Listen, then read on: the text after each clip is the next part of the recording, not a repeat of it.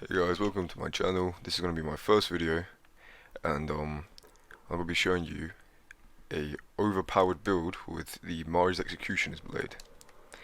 This is one of the most powerful builds in the entire game. It can easily make you stream through any boss, make it seem easy as possible, and it's kind of hard to acquire because it will take a lot of it will take at least 2 new game pluses to get all the things that are required for it, but trust me, once you get it, you won't ever want to go back on this build. This build is so broken, it's actually crazy. Also, it'd be really good for new DLC with all the new bosses coming, so yeah, I guess we'll just have to see how it puts up against them, but for now, I'm gonna show you guys what you need, how to get them, and then I'll show you some gameplay of me defeating the first 2 bosses of the game and showing you just how overpowered this build is. Okay guys, so here's the build. We have the Mars Executioner's Blade, which is highly leveled with Strength and Arcane. So if you just upgrade them, Strength and Arcane, then obviously the more damage it will do. Also it's a plus 10 as well, so it will allow me to deal more damage. And we also have the Frenzy Flame Seal, so we can use our incantations, which I'll show you the ones I'm using right now. Yep, Golden Vow, which increases attack power and defense for yourself. And we also have Dragon Bolt Blessing, which you don't have to use, but I use it just because it's cool looking. You also can just use any other seal as well if you want to, but I just like Frenzy Flame Seal because the way it looks on my character, yeah, makes my character look dope with a flame in hand. So that's the only reason why I use it. But yeah, for the armor, it doesn't really matter. Just go for whatever you really want. Armor doesn't really matter in this game, so it's fine. Then for my talismans, I use Millicent's Prosthesis, which boosts dexterity, raises attack power with successive attacks. So like, basically, this attack, each one of those spins counts as an attack. So obviously that then leads to successive attacks, which means it just builds up damage for each spin. So you end up doing crazy damage. And then also, I have the Rotten Wing Sword Insignia, which greatly raises attack power with successive attacks. So both of these can stack to just deal double damage. So it makes the only thing you should be using with this build, like you don't even really have to use your light and heavy. Literally, all you have to use is this. The Ash of War. The Ash of War just makes this build so broken, it's actually crazy. Especially with these two stacked on top of each other. And then I also have the Shard of Alexander, which greatly boosts the attack power skills. So the Ash of War also counts as a skill, so just more damage basically. And then the Godfrey Icon, which enhances charge spells and skills, which obviously you have this one, you can do it quick and get out of there, or you can go like this and charge it up. So obviously you charge it up with the successive attacks and all these other talismans, along with this one, crazy damage I tell you, it'll be mental damage.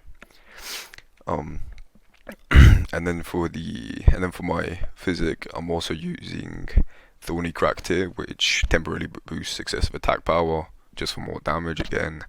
And then Stone Barbed Crack Tear, which temporarily makes stance break easier. So it knocks the bosses down, so you can just get 3 hits off basically. You can use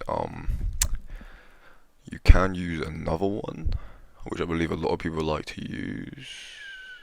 Spike Crack Tear, yeah.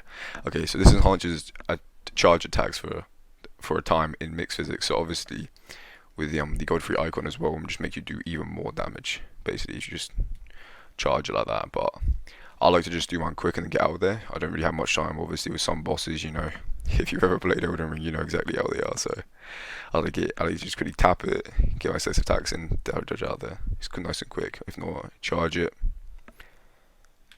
and then get out there. Like, it takes much longer. So yeah, that's pretty much it for the build. I'm gonna quickly show you guys how to find all the items you need, how to get them, and yeah, I hope you guys enjoyed the video. In a bit. Okay guys, so I'm gonna quickly go through just the easy ones you can get. just because there's no really point in me showing you when it's that easy. But here is where you'll find the stone barb cracked here.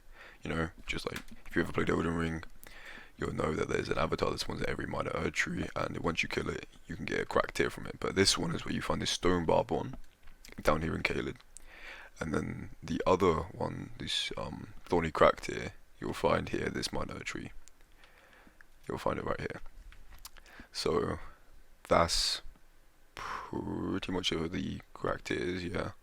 And then for the Godfrey icon, you will have to go here, which obviously these are all late game items, so you will have to wait a bit until you can get them. But this is where you find the Godfrey icon. Once you, just like every other Evergold, if you just go there, summon him, the boss, and then you defeat him, you'll get the icon as well, the talisman. So cracked here, talisman, cracked here.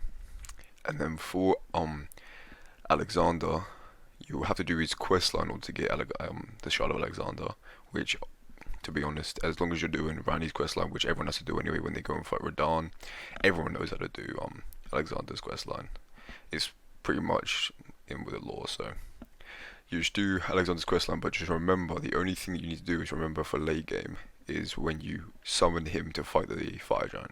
You have to summon him. If you don't summon him, you won't be able to get his shard. But once you summon him to fight the fire giant when you're over here, and then you light the forge, burn the earth tree down, you will then obviously get taken to Crumbling Pramazuna, and then here you'll find Alexander right here. You'll find Alexander right here waiting for you, and he'll challenge you to a duel. All you have to do is beat him. He's a pretty easy mini boss, so all you have to do is kill him right here, and then he'll drop the Shard of Alexander.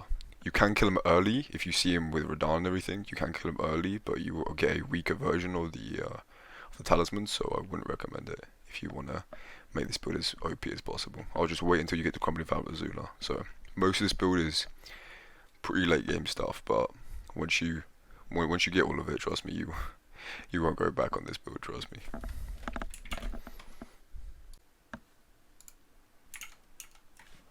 Okay, for the Melicia's quest line, in order to get these two items, you have to go into separate different into separate different new game pluses if you want to get them on the same build. So these will take two run throughs of the game.